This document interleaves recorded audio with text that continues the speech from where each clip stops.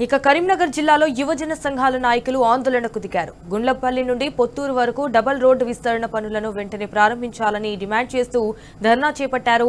అయితే రోడ్డుపై బైఠాయించి ఎమ్మెల్యే కవ్వంపల్లి సత్యనారాయణకు వ్యతిరేకంగా నినాదాలు చేశారు. మరో 15 రోజుల్లో రోడ్డు విస్తరణ పనులు చేపట్టాలని, లేదంటే పెద్ద ఎత్తున ఆందోళన కార్యక్రమాలు నిర్వహిస్తామని కూడా ప్రభుత్వాన్ని హెచ్చరించారు.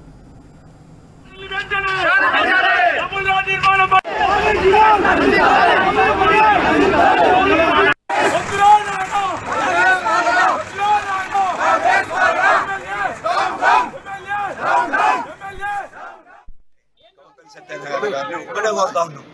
ఈ ప్రజాముఖంగా గన్నేరు మండల ప్రజల సాక్షిగా కోరుతా ఉన్నాం. ఆ రోజు అధికారం రాకముందు ఈ రోడ్డు పేరు చెప్పుకునే ఊరు గల్లీ వాడవాడ తిరిగి రోడేస్తా అని చెప్పి అంటే ప్రజలు నమ్మి నీకు పట్టం కట్టి మేము అదే కోరుతా ఉన్నాం. నువ్వు 15 రోజులలో స్టార్ట్ చేస్తా ఉన్నావు కదా, 15 రోజులలో స్టార్ట్ చేసి ప్రజల కష్టాలు తీర్చమని చెప్తా ఉన్నాం. ప్రజల కష్టాలు పరిగొసలు ట్రాక్టర్లు దిగబడ్డాయి, అరెస్టులు దిగబడ్డాయి, లారీలు దిగబడ్డాయి. ఆ కలవట్లు కడతాను, కలవట్లలో మొత్తం దిగబడిపోతా ఉన్నాయి. వాళ్ళ అర్ధనాదాలు విని ప్రజలకు గన్నేరు మండల ప్రజల గోసలు విని నువ్వు రోడ్డు నిర్మాణం 15 రోజులలో ఖచ్చితంగా చేపట్టాలి.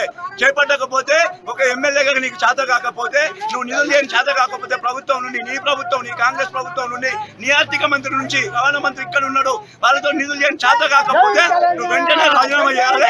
ఇంకో ఎమ్మెల్యే వస్తారు, చేస్తారు. ఖచ్చితంగా నువ్వు 16 రోజులు స్టార్ట్ చేయకపోతే గన్నేరు మండలందరూ ఏకం చేసి హైకోర్టు నుంచి పర్మిషన్ చేసి మొత్తం దిగ్బంధం చేస్తాం రాజీవ్ రాజాలని అని చెప్తా ఉన్నాం ఈ పత్రికా ముఖంగా.